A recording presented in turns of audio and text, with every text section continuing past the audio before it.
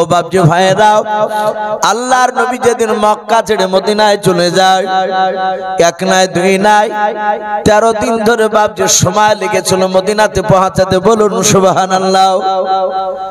আল্লাহ রাসূলের বাপজি খুশির খবর তারা মদিনাবাসীরা শুনতে পেয়েছে। সব মদিনার বাপজি বয়স্ক লোকেরা আল্লাহর নবীজিকে বাপজি আপনার সালাম দেওয়ার জন্য তারা রাস্তার দুই ধারে বাপজি তারা টাপ্পর মেরে দাঁড়িয়ে আছে। আল্লাহর নবীজি রাস্তা দিয়ে আসবে, নবীর চেহারাখানা দেখবো, নবীকে সালাম দেব। ও বাপজি ভাইরা, ছোট ছোট বাচ্চা ছেলেরা ডাক দিয়ে বলল, আব্বা ও চাচা আপনারা কেন দাঁড়িয়ে আছেন? মদিনার লোকেরা সবাই নবীজির এত পাগল ছিল, আল্লাহ রাসূলের ব্যাপারে ডাক দিয়ে বলল, বাবা তোমরা জানো না সারা পৃথিবীর শ্রেষ্ঠ নবী জনাবে মুহাম্মদ রাসূলুল্লাহ সাল্লাল্লাহু তাআলা আলাইহি ওয়াসাল্লাম মক্কা থেকে মদিনাতে আসতেছে। ওই নবীকে আল্লাহ রাব্বুল আলামিন সারা পৃথিবীর চেয়ে দামি নবী বানিয়েছে। বাচ্চা ছেলেরা বলল, আব্বা আমরা দেখতে চাই, আমরাও নবীজিকে সালাম দেব। কিতাবে পাওয়া যায় সিরাতে হালবিয়া বলে বাপজি একটি কিতাব উলামে দেওবন্দের লেখাও, তাতে এসেছে বাবা বাচ্চা ছেলেরা মদিনার রাস্তার ধারে বাবা খাজুর গাছ ছিল, ওই খাজুর গাছে বাপজি তারা উপরে উঠেছে।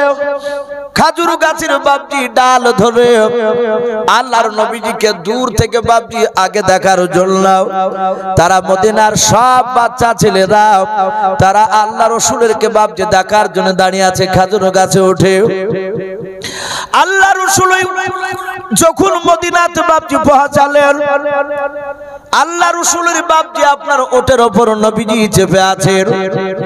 হাজার হাজার বাপজি মদিনাবাসীরাও সবাই আল্লাহর নবীজিকে সালাম দিলেন।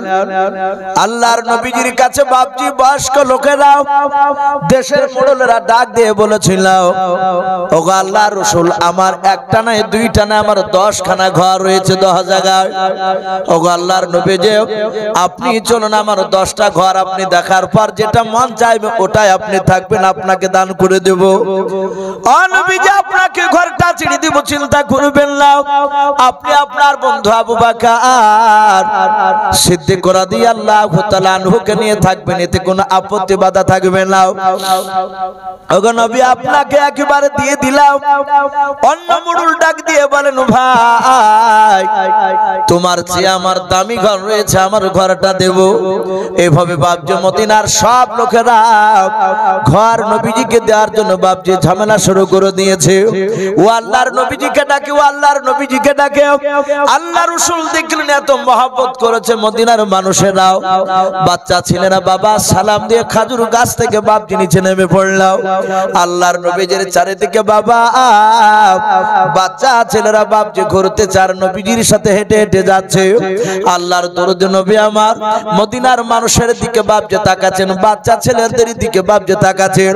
কিতাবে পাওয়া যায় একটা বাচ্চা ছেলের নবী আমার হাত ওখানে ধরলেন, তার কিতাবে বাপজি পাওয়া যায় বয়স প্রায় 4.5 বছর বাপজি বয়স ছিল। 4.5 বছরের বাচ্চা ছেলেটার নবীজি হাত ওখানে ধরে বাবা নবী তাকে কোলে তুলে নিলেন। বিশ্ব নবীর পবিত্র জবান দিয়া আল্লাহর নবীজি ওই বাচ্চা ছেলেটার বাপজি কপালে চুমা দিয়ে দিলেন। আল্লাহ রাসূলের বাপজি আপনার যখন কপালে বরকতি ময় চুমা লেগেছে, বাচ্চা ছেলেটা বাপজি বড় ভাগ্যবান। আল্লাহ রাসূল বাপজি কান্না করতেছে, বাচ্চা ছেলেটার দিকে দেখে কান্না করতেছে। হযরতে আবু বকর সিদ্দিক রাদিয়াল্লাহু তাআলা আনহু তিনি বলেন, আমি নবীর সঙ্গে মক্কা থেকে যখন মদিনা যখন নবীর সাথে সাথে যাচ্ছিলাম, দিনের বেলা লুকাতাম যেন কাফেররা যেন দেখতে না পায়। আবার যখন কাফেররা আড়াল হয়ে যেত তখন আবার দৌড়াতে লাগতাম, আবার রাত্রিবেলায় দৌড়াতাম। আল্লাহ রাসূলের বন্ধু আবু বকর বলেন, আমি বিশ্ব নবীর চেহারার দিকে চেয়ে চেয়ে দেখতাম। দরুদ নবী আমার একবার সামনের দিকে পা ফেলেন বাবা, আল্লাহর নবীজি পেছন দিকে ঘুরে মক্কার দিকে তাকায় আর কাঁদেন। আবু বকর বলে নবী গো, মক্কা থেকে আমার বাড়ি থেকে বেরানোর পর ও নবীজি আপনাকে মদিনার রাস্তা পর্যন্ত লক্ষ্য করে দেখলাম, আপনি বারবার পেছন দিকে ঘুরে ঘুরে কেন তাকাচ্ছেন আর কান্না করেছেন বলেন? আল্লাহর নবী বলেন, ওরে আবু বকর, আলেম রাহাব বাবার বাকি জীবনটা তার কাছে তুমি কাটিয়ে দেবা। ইহুদের আলেমটা রাহাব মদিনায় রয়েছে। আল্লাহ রাসূলের বাপজি সাহাবা সালমান ফারসি রাদিয়াল্লাহু তাআলা আনহু তখন ঈমান আনে নাই। ওনার আব্বা ইন্তেকাল করে গেল, তাকে বাবা দাফন করে দিয়ে সঙ্গে সঙ্গে বাবা ইয়াসরিব দেশে আপনারা চলে গেল রাহাব ইহুদির আলেমটার কাছে। যার পর খোঁজে খোঁজে আলেমটার কাছে পৌঁছে যাওয়ার পর বলেছিল, হুজুর আমার আব্বা আপনার নাম করেছে, আপনার কাছে আমি থাকতে চাই, আমি বাকি জীবনটা আপনার কাছে কাটাতে চাই। ইহুদির আলেমটা বাপজি বলল, বাবা কোনো চিন্তা নাই, তুমি আমার কাছে থাকবা। ও বাপজি ভাইরাও, ইহুদির আলেমের দীর্ঘ এক নাই দুই নাই 12 বছর ধরে বাপজি খিদমত করলাম। 12 বছর খিদমত করার পর ইহুদির আলেমটা মৃত্যুর শয্যায় ছটফট করেছে বাবা, দুনিয়া থেকে সেও চলে যাবে। হযরতে সালমান ফারসি ইহুদির আলেমটার হাত ওখানে ধরে বললাম, ওগা হুজুর বলুন আপনি ইন্তেকাল করে গেলে আমি কোথায় যাব, আমার দিনকে কেমন করে বাঁচাবো, আমি কার দরবারে যাব? ইহুদির আলেমটা সালমানের হাত ওখানে ধরে বাবা কেঁদে কেঁদে বলেছিল, ওরে বাবা সালমান, শুধু মদিনায় কেন গোটা আরবের মধ্যে শুনে নাও, আমি রাহাব আমার চেয়ে বড় আলেম আর কোথাও দ্বিতীয় দেখতে পাই না। ইহুদের আলেমটা বলছে। সালমান বলেছেন, হুজুর আপনার পরে আর কোন আলেম হতে পারবে না। বলে, না বাবা দেখতে পাচ্ছি না সেরকম তো আলেম নাই। সালমান ডাক দিয়ে বলেছিল, তাহলে আমি কি করব বলুন? ইহুদির আলেম রাহাব সালমান ফারসির হাত ওখানে ধরে বলেছিল, বাবা তোমাকে একটা গোপন কথা বলে যায়, শোনো। বলে, কি কথা হুজুর বলেন? বলে, বাবা লোকের সামনে তুমি প্রচার করবা না, আমি তাওরাত কিতাব জবুর কিতাবে পড়েছি, ওই কিতাবে ইনজিল কিতাবে পাওয়া যায় আখিরি জামানায় মহান রব্বুল আলামিন একজন নবী পাঠাবেন, তার মাহবুবকে পাঠাবেন, ওনার নাম হযরত মুহাম্মদুর রাসূলুল্লাহ সাল্লাল্লাহু তাআলা আলাইহি ওয়াসাল্লাম। ওই নবীর জন্ম হবে মক্কা নগরে, কুরাইশ বংশের সন্তান হবে, ওনাকে হাশমি বলা হবে, কুরাইশি বলা হবে। এই যুবক শুনে না, যদি আমি ইন্তেকাল করার পর পৃথিবীর কোন ইহুদির আলেমের কাছে তুমি যাবা না, যদি কোনো মানুষ বলা বলি করে মক্কা নগরে আব্দুল্লাহর সন্তান মুহাম্মদুর রাসূলুল্লাহ সাল্লাল্লাহু তাআলা আলাইহি ওয়াসাল্লাম যদি নবুয়তের দাবি করে দেয়, কলমার দাওয়াত দেয়, তাহলে শুনে নাও ওই ব্যক্তির কাছে তুমি চলে যাবা। সালমান বলেছিল, হুজুর আপনি বলে দেন ওই ব্যক্তির কলমাটা কি হবে? ইহুদির আলেমটা তাওরাতে বাপজি পড়েছিল, নবীর কলমা কি হবে? আমরা সকলে বাপজি জানি, একবার মহব্বতে পড়ুন কলমা লা ইলাহা ইল্লাল্লাহ। বাপজি লজ্জা করবেন, একটু মহব্বতে সবাই পড়ি লা ইলাহা ইল্লাল্লাহ, লা ইলাহা ইল্লাল্লাহ ए तौहीद का डंका आलम में, तौहीद का डंका आलम में बजा दी व कमले अला आकाने हक ला इलाहा इल्लल्लाह ला इलाहा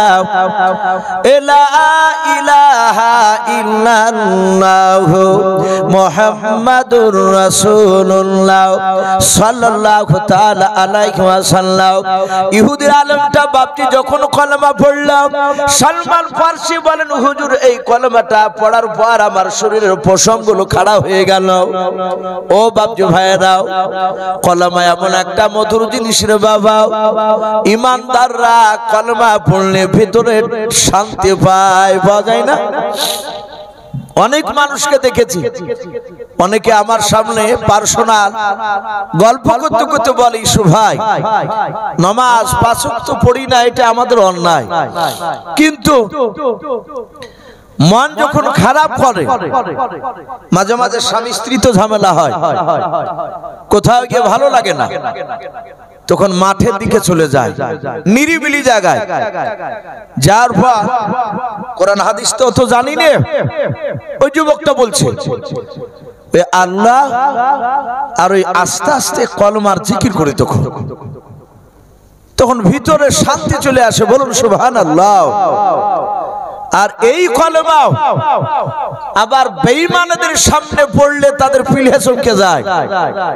কলেমা পড়লে তাদের বাপজি আপনার ভিতর কেঁপে উঠে। আর ইমানদাররা যত পড়বে তাদের ভিতরে বাপজি শান্তি শান্তি লাগবে, বলুন আলহামদুলিল্লাহ। সালমান ফারসি বলছেন ভাই আপনি এমন জিনিস শিখালে হুজুর আমার পশমগুলো খাড়া হয়ে গেল। ইহুদের আলেমটা বলেছিল সালমান ওই ব্যক্তি যদি কলেমার দাওয়াত যদি দিতে শুরু করে দেয়, ওই ব্যক্তির কাছে গিয়ে তোমার বাকি জীবনটা ওর পদতলে খিদমত করে কুরবান করে দেবা। সালমান বলেছিল হুজুর আমি কেমন করে, উনি আখিরি জামানার পয়গম্বর, এটা আমি তাকে চিনবো কেমন করে বললেন। ইহুদের আলেমটা জেনেছিল, তাওরাত কিতাবে বাপজি পড়েছিল, আখিরি জামানার যিনি নবী হবেন, আখিরি জামানার যিনি রাহমাতুল লিল আলামিন পয়গম্বর হবেন, জনাবে মুহাম্মদ রাসূলুল্লাহ সাল্লাল্লাহু তাআলা আলাইহি ওয়াসাল্লাম, উনি দুনিয়ার বুকে যাকাতের টাকা বাপজি খাবেন না, ফিতরার টাকা খাবেন না, সদকার টাকা তিনি তো খাবেন না। আল্লাহ রাসূলের ব্যাপারে পাওয়া যায় আল্লাহর নবীকে অনেক মানুষ এসে বলেছে হুজুর এটা যাকাতের টাকা, আপনি নেন, আপনি খেতে পারেন। আল্লাহর নবী বলেন না, কোন নবী রাসূলের জন্য যাকাতের টাকা খাওয়া যাবে না, সদকার টাকা খাওয়া যাবে না, ফিতরার টাকা খাওয়া যাবে না। আল্লাহ রাসূল সাল্লাল্লাহু তাআলা আলাইহি ওয়াসাল্লাম তিনি বলেন ওশরও খাওয়া যাবে না নবীদের জন্য। আল্লাহ রাসূল বলেন শুধু হাদিয়া যদি দাও, হাদিয়া যদি স্বেচ্ছা যদি তুমি আমাকে দাও, ওটা কোনো তোমার ফসলের ওশর নাও, যাকাত নাও। ওটা যদি বলে এটা আমার হাদিয়া, আমার বাগান থেকে আমি এই ফসলগুলো, এই ফলগুলো, খেজুরগুলো আমি ওজন করে যাকাত বের করে দিয়েছি, ওশর বের করে দিয়েছি, ও হুজুর এটা আপনার ভাগ থেকে আপনাকে আমি স্বেচ্ছায় দান করলাম, আপনি খান, আপনার সাথী ভাইদেরকে আপনি দিতে পারেন। আল্লাহর নবী বললেন হাদিয়া বলে ওই আমি গ্রহণ করে নেব, খাবো। ইহুদের আলেম বলল সালমান ওই ব্যক্তির নাম যদি শুনতে পাও তাহলে তুমি দুটো জায়গায় খেজুর নিয়ে যাবা, একটা ব্যাগে খেজুর নিবা যাকাতের, আর একটা খেজুর নিবা তুমি হাদিয়াও। প্রথমে নবীর কাছে গিয়ে বলবা এই খেজুরটা আপনাকে দিলাম, দেখবা আখিরি জামানার যিনি নবী হবেন উনি জিজ্ঞাসা করবেন এটা কিসে থেকে নিয়ে এসেছো, তখন তুমি সত্য কথা বলবা এটা যাকাতের মাল। দেখবা উনি সত্যিকারের নবী হলে, আখিরি জামানার পয়গম্বর হলে তোমার যাকাতের টাকা নেবে না, ফেরত দিয়ে দেবে, বলে আমি হকদার নই। আবার তুমি ব্যাগের খেজুরটা বলবা এটা হাদিয়া, দ্বিতীয় ব্যাগটা হাদিয়া বলে দেবা। দেখবা আখিরি জামানার নবী হলে হাত পাতিয়ে ধরে নেবে, বলুন সুবহানাল্লাহ। হাদিয়া দেওয়া এবং নেওয়া এই দুটি সুন্নাত। বর্তমান বাপজি আমাদের হাদিয়া দেওয়া এখন বন্ধ হয়ে যাচ্ছে। একটা গরিব মানুষ একটা বড় লোক মানুষকে সে হাদিয়া দিতে পারে। একটা ছেলে এলাকার নামি দামি লোক, সে যাচ্ছে চৌরাস্তার মোড়ে, আপনাদের যেমন হাসানপুরে এই মোড়ে এখানে দাঁড়িয়ে আছে, একটা বাচ্চা ছেলে, সে গরিব, পকেট থেকে 10টা টাকা বের করে বলল, হুজুর কি চাচা, হাজী সাহেব যদি হয়, যদি বলে হাজী সাহেব চাচা আপনি এই টাকাটা নেন। ক টাকা? 10 টাকা। বলে এই টাকাটা নেন, আপনাকে আমি হাদিয়া দিচ্ছি টাকাটা। যখনই বাপটি হাদিয়া দেয়া বলা হবে, তার যদি কোরআন হাদিসের দিকে জ্ঞান থাকে সে গ্রহণ করে নেবে। আর যদি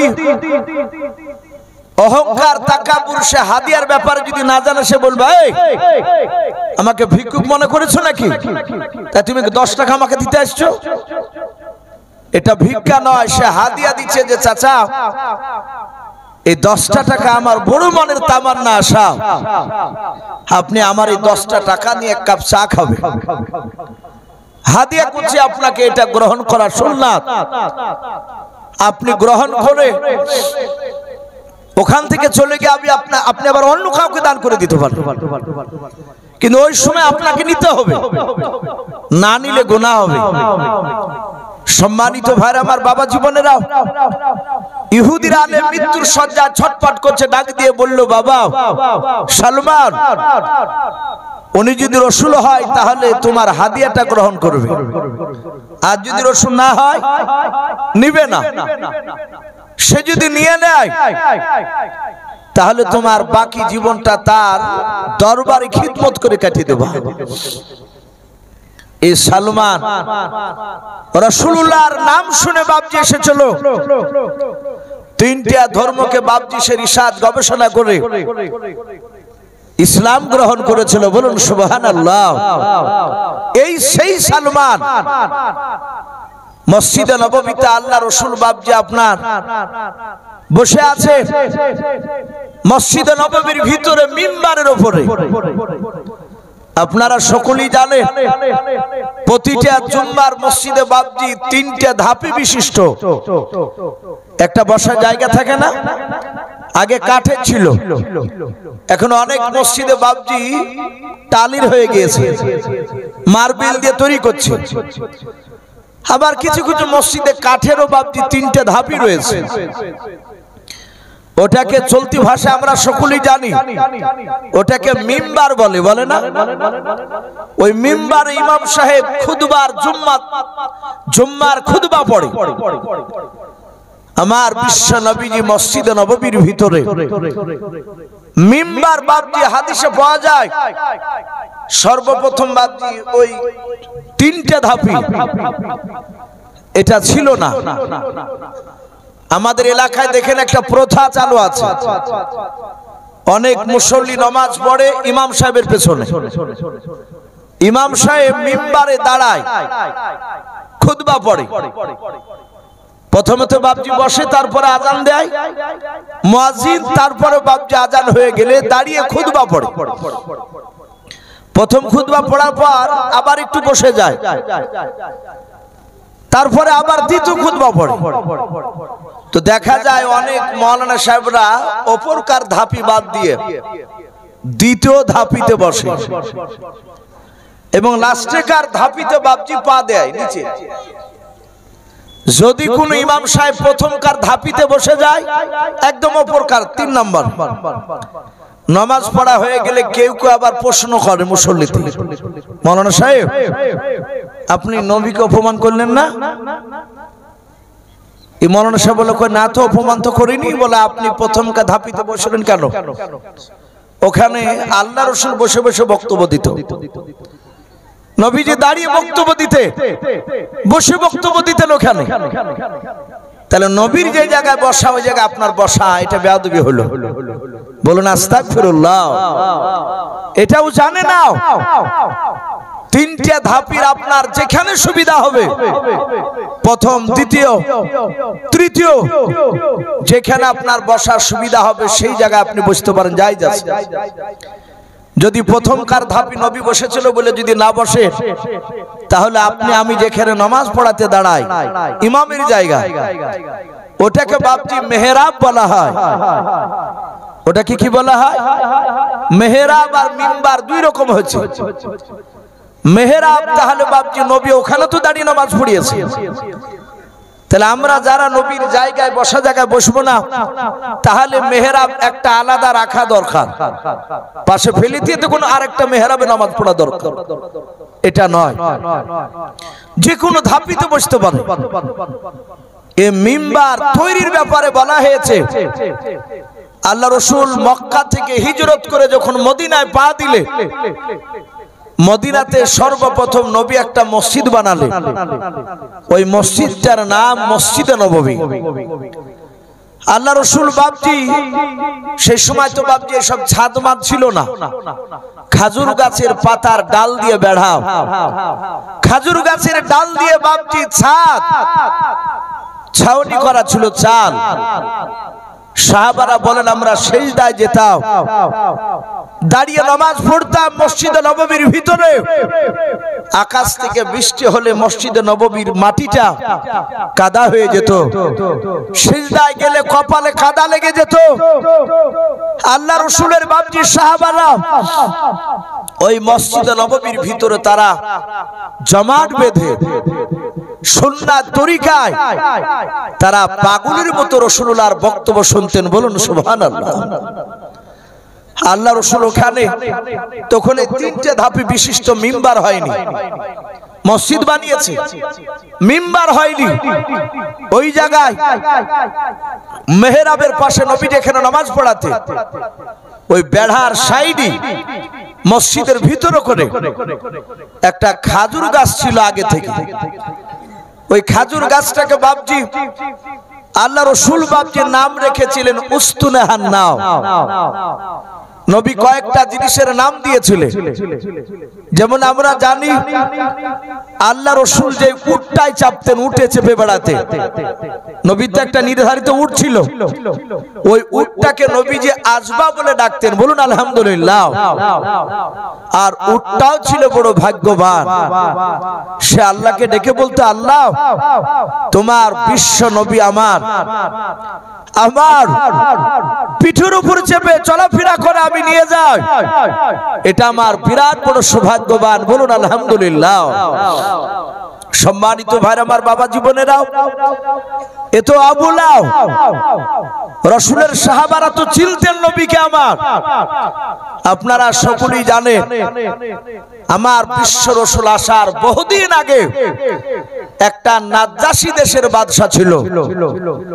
ওই নাজ্জাশী দেশের বাদশা তাওরাত, জুবুর, ইনজিলে পড়েছিল আখির জামানার একজন রাসূল আসবে। সেই নবী গ্রামের অত্যাচারে থাকতে না পেরে আল্লাহর হুকুমে সে মক্কা ছেড়ে মদিনায় চলে যাবে, মদিনায় চলে যাবে। তাই সঙ্গে সঙ্গে বলা হয়েছে, ওখানে রেখে দে, কোরআন উপরে রাখতে হবে, ওটা লেখা রাখেন, ওটা পরে বলে দাও। মুবারক মন্ডল, যাক আল্লাহ রাব্বুল আলামিনের নবীর মহব্বতের মাদ্রাসায় মুবারক মন্ডল বলে একটা ছেলে হ্যান্ডিক্যাপ, একটা ফ্যান আর কোরআন শরীফ দান করেছে, দোয়া চেয়েছে। আল্লাহ রাব্বুল আলামিন তাকে শেফায়ে কামিলা দান করুন। বলুন আল্লাহুম্মা আমিন। হায়াতে তয়্যিবা, সিহাতে কুল্লিয়া দান করুন। আমিন আল্লাহুম্মা আমিন। আল্লাহ তার রুজি রাজগারে বরকত দিন, তার আত্মীয়স্বজন ও কবর আযাবকে maaf করুন। বলুন আল্লাহুম্মা আমিন। তো ভাই আমি বলছিলাম, এই নাজ্জাশী দেশের বাদশা শুনেছে ইহুদির আলেমের কাছে যে নবী মক্কা থেকে মদিনায় যাবে। নাজ্জাশী দেশের বাদশা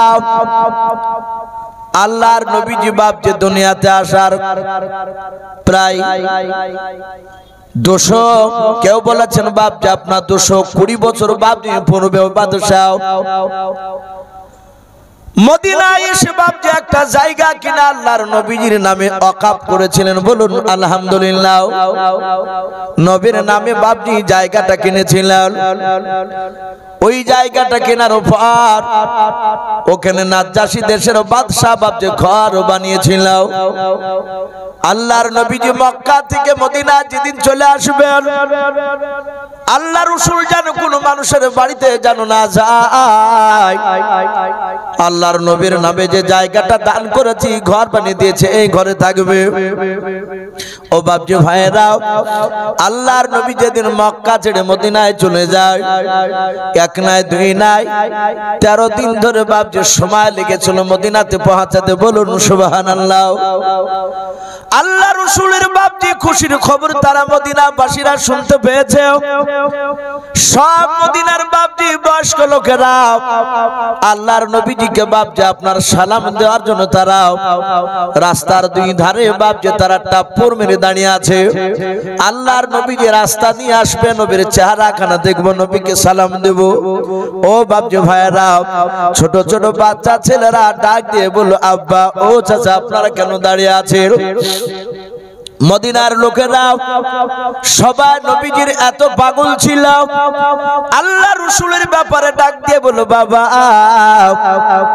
তোমরা জানো না সারা পৃথিবীর শ্রেষ্ঠ নবী জনাবে মুহাম্মদ রাসূলুল্লাহ সাল্লাল্লাহু তাআলা আলাইহি ওয়াসাল্লাম মক্কা থেকে মদিনাতে আসতেছে। ওই নবীকে আল্লাহ রাব্বুল আলামিন সারা পৃথিবীর চেয়ে দামি নবী বানিয়েছে। বাচ্চা ছেলেরা বলল, আব্বা, আমরা দেখতে চাই, আমরাও নবীজিকে সালাম দেব। কিতাবে পাওয়া যায় সিরাতে হালবিয়া বলে বাপজি একটি কিতাব ওলামে দেওবন্দের লেখাও, তাতে এসেছে বাবা, বাচ্চা ছেলেরা মদিনার রাস্তার ধারে বাবা খাজুর গাছ ছিল। ওই খাজুর গাছে বাপজি তারা উপরে উঠেছে। খাজুর গাছের বাপজি ডাল ধরে আল্লাহর নবীজিকে দূর থেকে বাপজি আগে দেখার জন্য তারা মদিনার সব বাচ্চা ছেলেরা তারা আল্লাহ রাসূলেরকে বাপজি দেখার জন্য দাঁড়িয়ে আছে খাজুর গাছে উঠে। আল্লাহ রাসূল যখন মদিনাতে বাপজি পৌঁছালেন, আল্লাহ রাসূলের বাপজি আপনার ওটের উপর নবীজি চেপে আছেন। হাজার হাজার বাপজি মদিনাবাসীরাও সবাই আল্লাহর নবীজিকে সালাম দিলেন। আল্লাহর নবীজির কাছে বাপজি বয়স্ক লোকেরা দেশের মোড়লেরা ডাক দিয়ে বলেছিল, ওগো আল্লাহর রাসূল, আমার একটা নয় দুইটা না, আমার 10 খানা ঘর রয়েছে 10 জায়গায়। ওগো আল্লাহর নবী, যে আপনি চলুন, আমার 10টা ঘর আপনি দেখার পর যেটা মন চাইবে ওটাই আপনি থাকবেন, আপনাকে দান করে দেব। ও নবীজি, আপনাকে ঘরটা ছেড়ে দেব, চিন্তা করবেন না। আপনি আপনার বন্ধু আবু বকর সিদ্দিক রাদিয়াল্লাহু তাআলা আনহুকে নিয়ে থাকবেন, এতে কোনো আপত্তি বাধা থাকবে না। ওগো নবী, আপনাকে একেবারে দিয়ে দিলাম। অন্য মুরুল ডাক দিয়ে বলেন, ভাই, তোমার চেয়ে আমার দামি ঘর রয়েছে, আমার ঘরটা দেব। এইভাবে বাপজি মদিনার সব লোকেরা ঘর নবীজিকে দেওয়ার জন্য বাপজি ঝামেলা শুরু করে দিয়েছে। ও আল্লাহর নবীজিকে ডাকে, ও আল্লাহর নবীজিকে ডাকে। আল্লাহ রাসূল দেখলেন এত মহব্বত করেছে মদিনার মানুষেরাও, বাচ্চা ছেলেরা বাবা সালাম দিয়ে খাজুর গাছ থেকে বাপজি নিচে নেমে পড়ল। আল্লাহর নবীজির চারিদিকে বাবা বাচ্চা ছেলেরা বাপজি ঘুরতে চার নবীজির সাথে হেঁটে হেঁটে যাচ্ছে। আল্লাহর দরুদ নবী আমার মদিনার মানুষের দিকে বাপজি তাকাচ্ছেন, বাচ্চা ছেলেদের দিকে বাপজি তাকাচ্ছেন। কিতাবে পাওয়া যায় একটা বাচ্চা ছেলের নবী আমার হাত ওখানে ধরলেন। তার কিতাবে বাপজি পাওয়া যায় বয়স প্রায় 4.5 বছর বাপজি বয়স ছিল। 4.5 বছরের বাচ্চা ছেলেটার নবীজি হাত ওখানে ধরে বাবা নবী তাকে কোলে তুলে নিলেন। বিশ্ব নবীর পবিত্র জবান দিয়া আল্লাহর নবীজি ওই বাচ্চা ছেলেটার বাপজি কপালে চুমা দিয়ে দিলেন। আল্লাহ রাসূলের বাপজি আপনার যখন কপালে বরকতময় চুমা লেগেছে, বাচ্চা ছেলেটা বাপজি বড় ভাগ্যবান। আল্লাহ রাসূল বাপজি কান্না করতেছে, বাচ্চা ছেলেটার দিকে থেকে কান্না করতেছে। হযরতে আবু বকর সিদ্দিক রাদিয়াল্লাহু তাআলা আনহু তিনি বলেন, আমি নবীর সঙ্গে মক্কা থেকে যখন মদিনা যখন নবীর সাথে সাথে যাচ্ছিলাম, দিনের বেলা লুকাতাম, যেন কাফেররা যেন দেখতে না পায়। আবার যখন কাফেররা আড়াল হয়ে যেত তখন আবার দৌড়াতে লাগতাম, আবার রাত্রিবেলায় দৌড়াতাম। আল্লাহ রাসূলের বন্ধু আবু বকর বলেন, আমি বিশ্ব নবীর চেহারার দিকে চেয়ে চেয়ে দেখতাম। দরুদ নবী আমার একবার সামনের দিকে পা ফেলেন বাবা, আল্লাহর নবীজি পেছন দিকে ঘুরে মক্কার দিকে তাকায় আর কাঁদেন। আবু বকর বলে, নবী গো, মক্কা থেকে আমার বাড়ি থেকে বেরানোর পর ও নবীজি আপনাকে মদিনা রাস্তা পর্যন্ত লক্ষ্য করে দেখলাম, আপনি বারবার পেছন দিকে ঘুরে ঘুরে কেন তাকাচ্ছেন আর কান্না করেছেন বলেন? আল্লাহর নবী বলেন, ওরে আবু বকর, শুনে না আমি পেছন দিকে কেন ঘুরে তাকাই তুমি জানো না? বলে নাও। ওরে আবু বকর, আমার মাতৃভূমি আমি মক্কায় জন্ম নিয়েছি রে আবু বকর, বড্ড ভালোবাসি আমার দেশকে, আমার জন্মস্থানকে রে আমার আবু বকর। মক্কার মানুষেরা ওরা আমাকে চিনতে পারলো না, আমি যে রাহমাতুল লিল আলামিন পয়গম্বর তারা চিনতে পারলো না, ওরা আমাকে তাড়িয়ে দিল। আল্লাহ আমাকে হুকুম করেছেন আর মক্কাতে তোমাকে কষ্ট হতে হবে না, তোমাকে আর মার খেতে দেব না, তুমি চলে যাও মদিনায়। আল্লাহ রাসূল বাপকে মদিনার মাটিতে পা দেওয়ার পর নবী কান্না করতে করতে বাবা একটা বাচ্চা ছেলেকে তুলে নিয়ে গালে মুখে চুমা দিয়ে আল্লাহর নবীজির বাপজি চোখের পানিটা বাচ্চা ছেলেটাও বাবা নবীজির পাগড়ি দিয়ে চোখের পানি মুছাছেন, বলুন সুবহানাল্লাহ। সমস্ত ছেলেরা অন্য অন্য মদিনাবাসীরা তারাও তাকিয়ে আছে, নবীজি কোলে নিয়েছে। আল্লাহর নবী বলেন, বাবা আমি মক্কা থেকে মদিনায় এসেছি আজকে, ও বাবা আমাকে কি তুমি মদিনায় থাকতে দিবা না? বললাম। অনেকগুলো বাচ্চা দাঁড়িয়ে ছিল, যেই বাচ্চাটাকে নবী সম্বোধন করা নবী খোলে করে তুলে বাপজি কথা বলছিলেন, ওই বাচ্চাটা কান্না করতে করতে বলেছিল, নবী গো আপনাকে কেন মক্কা থেকে মদিনায় কেন থাকতে দেব না? ওগো আল্লাহর নবীজি বলেন, আপনি কেন বললেন? আল্লাহর নবী কাঁদেন আর বলেন, বাবা মদিনার নয় মক্কার মানুষেরা আমাকে প্রথমে ভালোবেসেছিল, ওরা আমাকে থাকতে দিল না, তাড়িয়ে দিলাম। ও বাবা তোমরা কি মদিনার 10 বছর থাকার পর মক্কার মতো কে আমাকে তাড়িয়ে দেবা না? মক্কার মানুষেরা যেমন তাড়িয়ে দিয়েছে ওইভাবে কি তোমরা তাড়িয়ে দেবা?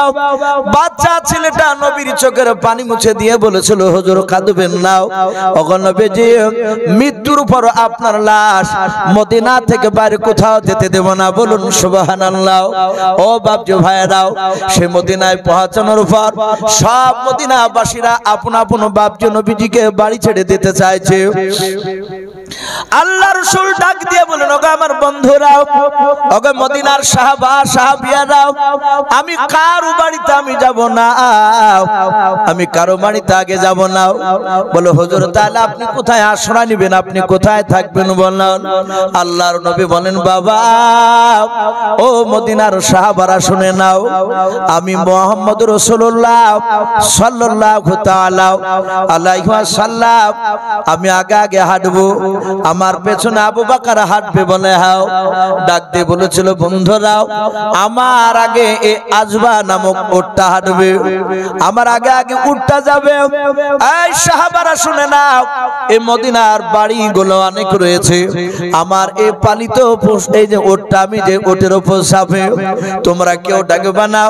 উটটা মদিনার রাস্তা অলিগলি ঘুরতে ঘুরতে ঘুরতে ঘুরতে যার বাড়ির দরজায় গিয়ে থাকবে ওই বাড়িতে তোমার রসুল থাকবে, বলুন সুবহানাল্লাহ। সব মদিনার বাসীরা চুপচাপ কিছু বলে নাই। আল্লাহর নবী জনাবে মুহাম্মদ রাসূলুল্লাহ সাল্লাল্লাহু তাআলা আলাইহি ওয়াসাল্লাম তিনি উটের পেছন পেছন হেঁটে যায়। আজবা নামক উটটা হাঁটতে হাঁটতে হাঁটতে হাঁটতে বাবা মনে হচ্ছে উটটা বাড়ি চিনে গিয়েছিল, এই বাড়ি থেকে আর এক বাড়ি যায়, আর এক বাড়ি থেকে আর এক বাড়ি যায়, ভাবে যেতে যেতে বাবা মদিনায় ঘুরে ঘুরে বাবা আবু আইয়ুব আনসারী বলে একজন নবীর সাহাবা, ওনার বাড়ির দরজায় গিয়ে উটটা বসে গেল, বলুন সুবহানাল্লাহ। আল্লাহর নবী বলেন আবু আইয়ুব আনসারী এই বাড়ি তোমার, তাহলে তোমার বাড়িতে থাকবো। আবু আইয়ুব আনসারী কেঁদে কেঁদে বলেছিল হুজুর ওগো আল্লাহর নবী যে আমার এই বাড়ি নাই, বলে কেন তুমি তো থাকো এই বাড়িতে? বলে থাকে এটা সত্য, শুনে না এই বাড়িকে আমি পাহারাদার হিসাবে থাকতাম। বলুন সুবহানাল্লাহ। ও নবীজি আপনার বাড়ি, এটা আপনার বাড়ি? বলে আমার বাড়ি কেমন করে হলো?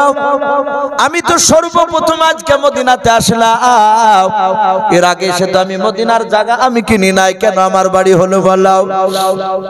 কেমন করে হলো বলাও?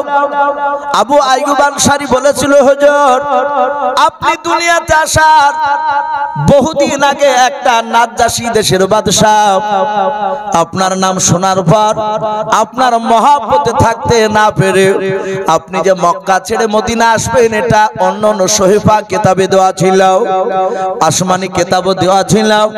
ও নবীজি সে নাজ্জাশী দেশের বাদশা মদিনা এসে একটা জায়গা, এই জায়গাটা কিনা বাড়ি করে পালাক্রমে ভাবে মানুষকে পাহারা দিত, তার দরবার থেকে টাকা দিত।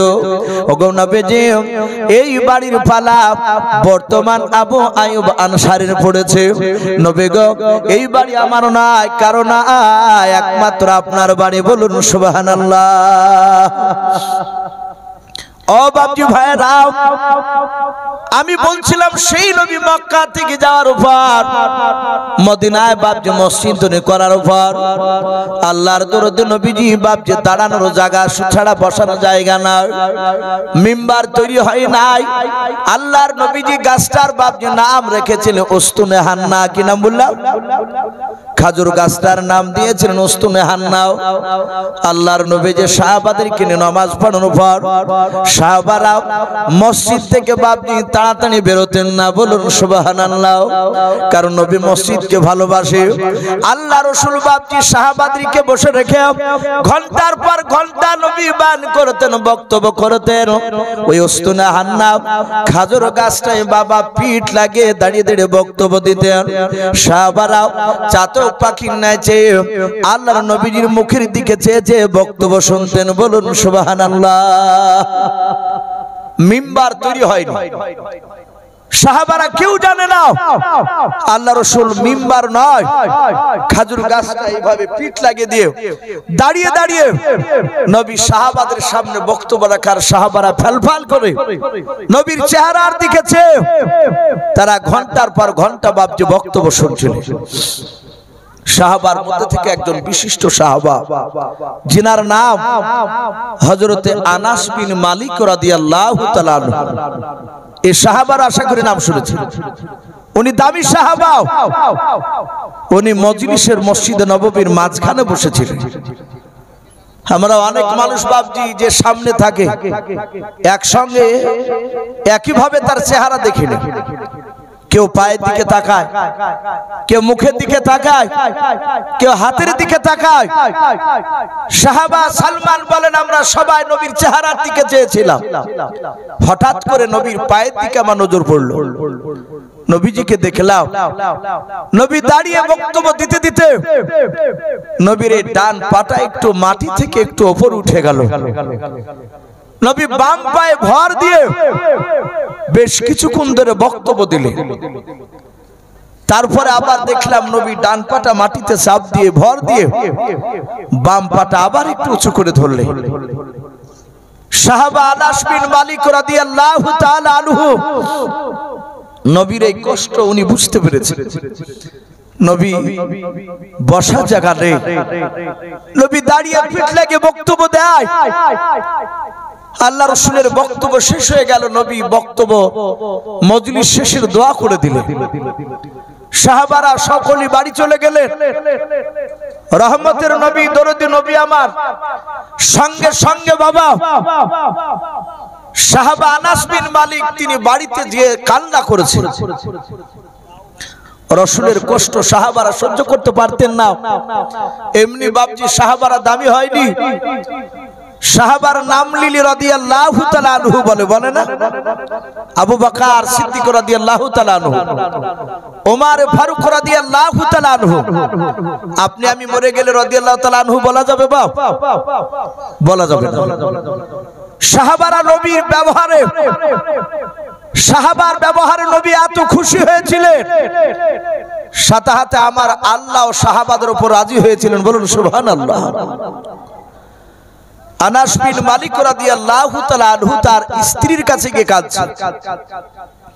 ওনার স্ত্রী বলছেন, ওগো প্রাণের স্বামী, আপনি কাঁদছেন কেন?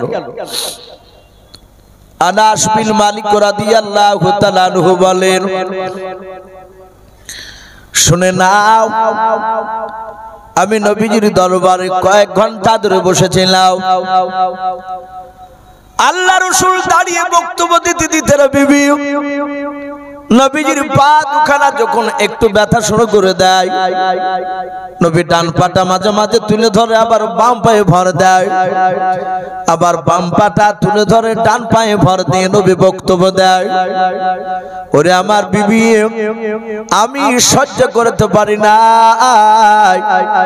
আল্লাহ রাসূলের জন্য আরামদায়ক জিনিস কি তৈরি করে নিয়ে যাওয়া যায়? আনাস বিন মালিক রাদিয়াল্লাহু তাআলা আনহুর বাবা স্ত্রী নাম ছিল হযরত আয়েশা। ওই আয়েশা নয়, আমরা জানি আমার বিশ্বনবীর একটা বিবির নাম ছিল আয়েশা সিদ্দিকা রাদিয়াল্লাহু তাআলা আনহা। নবীর স্ত্রীগণেরা সারা পৃথিবীর মুমিনদের বাপ মা, বলুন আলহামদুলিল্লাহ। এই আয়েশা হযরত আনাস বিন মালিকের বাপজি স্ত্রী নাম ছিল আলাদা আয়েশা। ডাক দিয়ে বলেছিল, স্বামী কাঁদবেন না, একটা মজার জিনিস তৈরি করে নিয়ে যাও।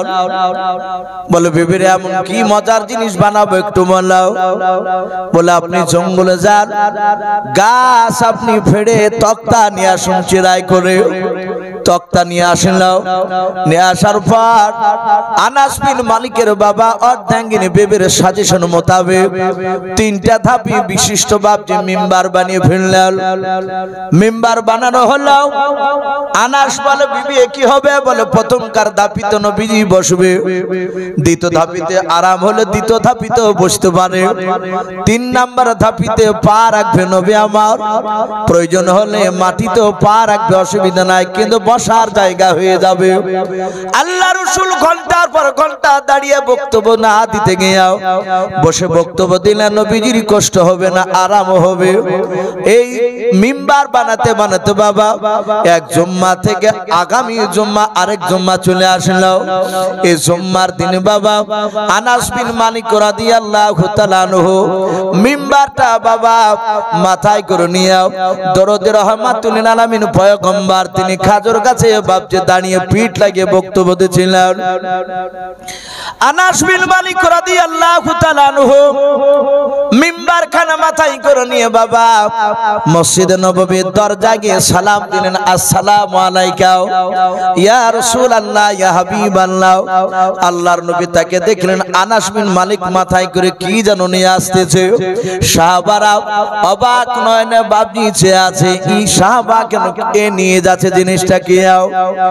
আল্লাহ রাসূল বাপজি পশ্চিম দিকে মুখ করে নাই, পেছন দিকে সাহাবাদের দিকে মুখ করে বাবা আল্লাহর নবী যে দাঁড়িয়ে দাঁড়িয়ে বক্তব্য দিয়েছিলেন, খেজুর গাছে পিঠ লাগিয়ে নবী আমার তাকে দেখলেন।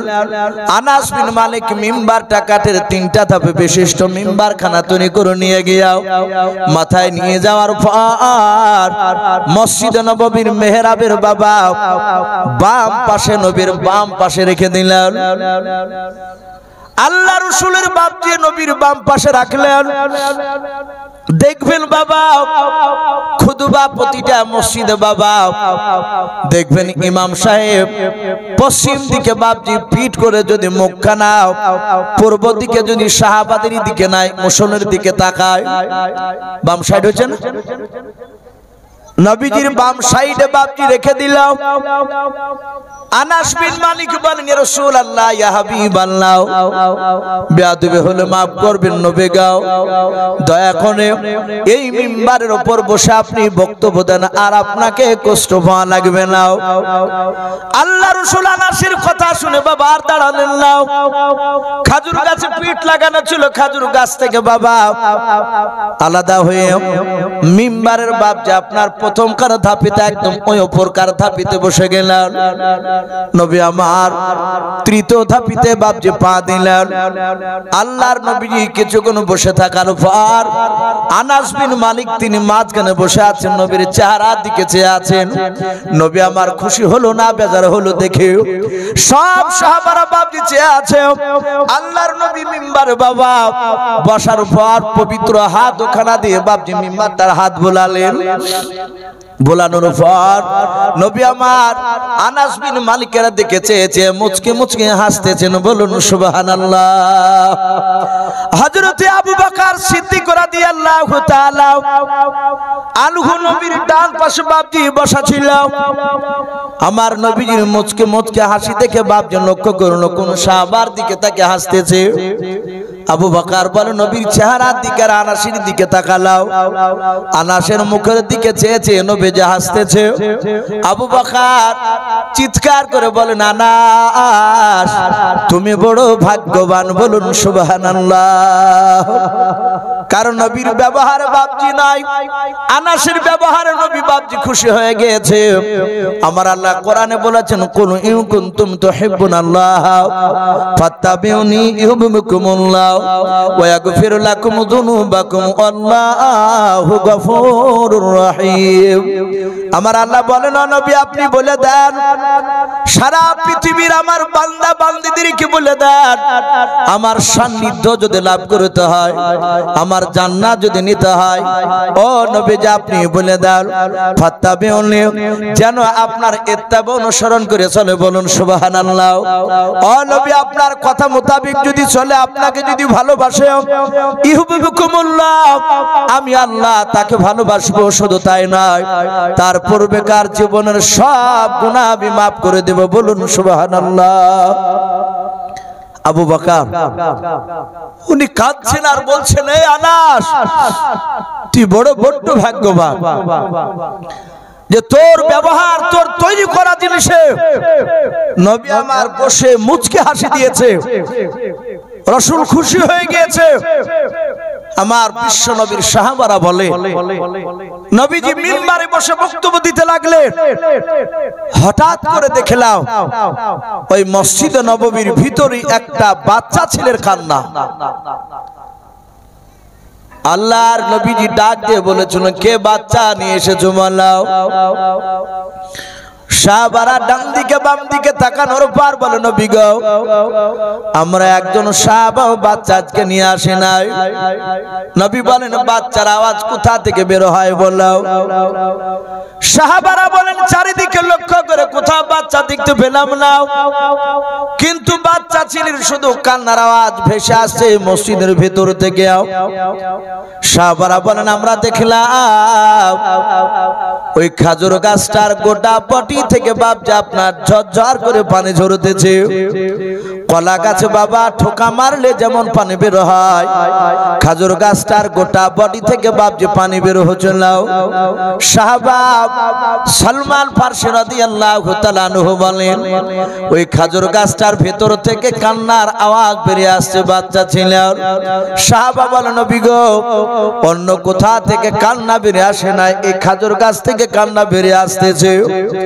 আল্লাহ রাসূল বলেন সাহাবারা তোমরা বসে যাও। আল্লাহ রাসূল বাপজি মিম্বার থেকে নামার পর ওই খাজুর গাছটায় নবী পবিত্র বরকতময় হাত খানাও উস্তুনে হান্না বলে ডাক দে বলো রে উস্তুনে হান্না তুই কেন কান্না করছিস? বাচ্চা ছেলে বাবা ফুপিরে ফুপিরে যেমন কাঁদে ওই রকম ভাবে বাপজি খাজুর গাছটা ফুপুরে ফুপুরে কাঁদছিল। নবী বলেন গাছ ওস্তুনে হান্না তুই কাঁদিস না, কেন কাঁদছিস বল? গাছ জবান খুলে বলেছিল নবী গাও আপনার পবিত্র রহমতের বডি থেকে আমাকে বঞ্চিত করে দিয়েছেন, আলাদা করে দিয়েছেন। আল্লাহ রাসূল সাল্লাল্লাহু তাআলা আলাইহি ওয়াসাল্লাম ডাক দিয়ে বলেন, না আমি কেমন করে বঞ্চিত করলাম গাছ, তুমি বল। বলে নবী গো, এই মিম্বারটা তৈরি করার আগা দিন পর্যন্ত নয়, আগা মুহূর্ত পর্যন্ত আপনি আমার বডিতে, আপনার পবিত্র বডিখানা, আপনি পিঠ মোবারক খানা ঠেকে দিয়ে বক্তব্য দিতেন। মিম্বারে বসার পর আপনার রহমত থেকে বঞ্চিত হয়ে গেলাম। নবী, কারণে আমি কান্না করতেছি, আমি হতবাকা হয়ে গেলাম। আল্লাহর নবী বলেন, গাছ কাঁদবি না, আমি পয়গম্বর রাসূল কথা দিলাম, আল্লাহ আমাকে ইন্তেকাল করার পর যদি জান্নাত দিয়ে দাও, ওরে গাছ কান্না করিস না, আল্লাহ আমাকে যে জান্নাতে থাকতে দিবে ওই জান্নাতে উস্তুনাহান্নাম, এই গাছ আমি তোকে নিয়ে যাব, ওই জায়গায় থাকবে। বলুন সুবহানাল্লাহ। এই গাছে তুই আমার জান্নাতি থাকবি। নবী বলেছেন, মানুষ আর জিন এরা তো জান্নাতে যাবে, এই মানুষ জিন বাদ দিয়েও জীবজন্তু পশু পাখির মধ্যে থেকে আরো 14টা জিনিস রাসূলের সাথে জান্নাতে থাকবে। বলুন আলহামদুলিল্লাহ। এটা হায়াতুল হাইওয়ান বলে একটি কিতাব, আল্লামা কামালউদ্দিন দিমিয়ারি কিংবা দামিরি দুটো বলা যাবে। আল্লামা কামালউদ্দিন দামিরি রহমাতুল্লাহ আলাইহি হায়াতুল হাইওয়ান নামক কিতাবটিতে বাবজি এই 14টা জীবজন্তু পশু পাখির নাম তুলে ধরেছে। সম্মানিত ভাইরা আমার, বাবা জীবনেরাও, আমি বলছিলাম আল্লাহর দরদি নবী জনাবে মুহাম্মদুর রাসূলুল্লাহ সাল্লাল্লাহু তাআলা আলাইহি ওয়াসাল্লাম বিশ্ব নবী মসজিদে নববীর ভিতরে সাহাবাদেরকে বাবজি বসে রেখেছে। সব সাহাবারা বাবজি বসাও, রহমতের নবী মিম্বারে বসে সাহাবাদের চেহারার দিকে চেয়ে আছে। নবীজি বাবজি কাঁদছেন সাহাবাদের দিকে চেয়ে।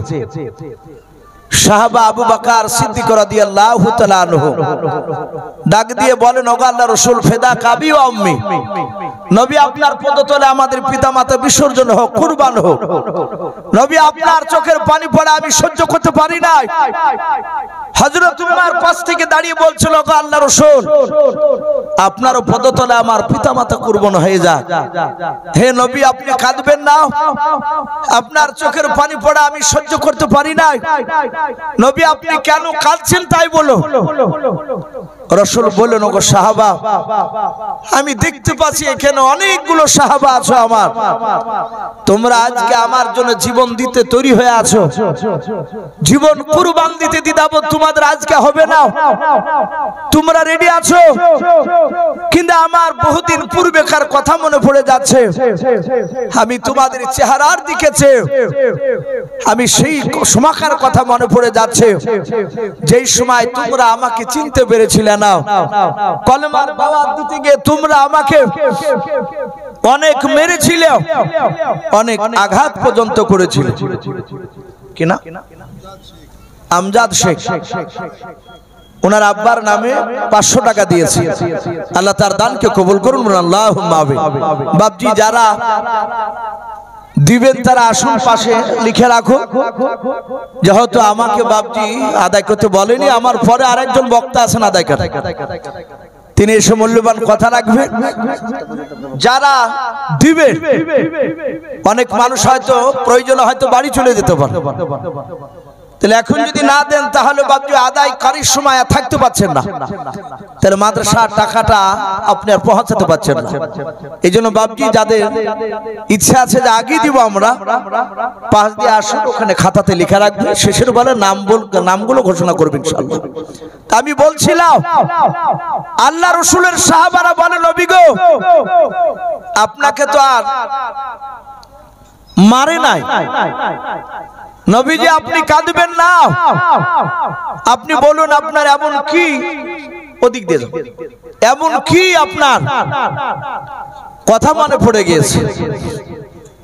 নবী ওমরের দিকে তাকালে, বলে সাহাবা, এই ওমর যেদিন আমার উপর ঈমান এনেছিল না, এই ওমর ঈমান আনার আগে আমার কলেমা পড়া সাহাবিয়া সাহাবী, আপনারা শুনেছেন ইসলামের ইতিহাসে সর্বপ্রথম জিনাকে হত্যা করা হয়েছিল ঈমান আনার কারণে, কলেমা পড়ার কারণে। তিনি একজন নারী ছিলেন, ওনার নাম কিতাবে লিখেছে সুমাইয়া রাদিয়াল্লাহু তাআলা আনহা। পরে উনার ছেলেকে হত্যা করেছিল সুমাইয়ার সন্তান হযরতে আম্মার রাদিয়াল্লাহু তাআলা আনহুকে। এ ওমর কলার ধরে টেনে নিয়ে গিয়েছিল।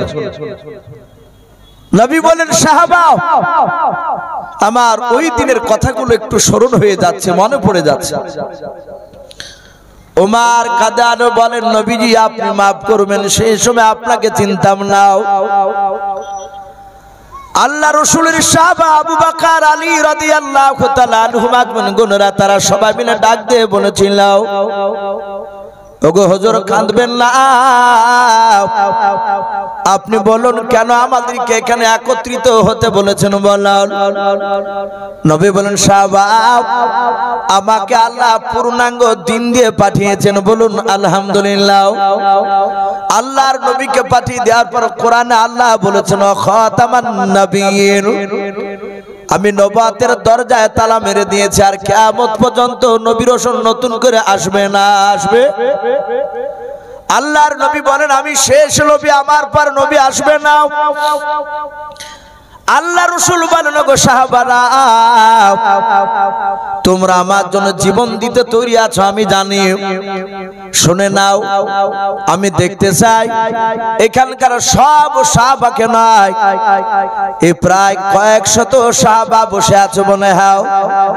ওগো আমার সাহাবারা, এই সাহাবার মধ্যে থেকে একজন সাহাবাকে আমি দেখতে চাই, তাকে আমি কলমার দাঁত নিয়ে যেতে এমন একটা দেশে বলবো যে দেশের বাদশা বেঈমান, ওই দেশের প্রতিটা নাগরিক পর্যন্ত তারা বেঈমান, আল্লাহর রাসূলকে তারা চিনে নাও। ওই দেশে একজন ব্যক্তিকে কলমার দাঁত নিয়ে যাবে, তোমরা বলো।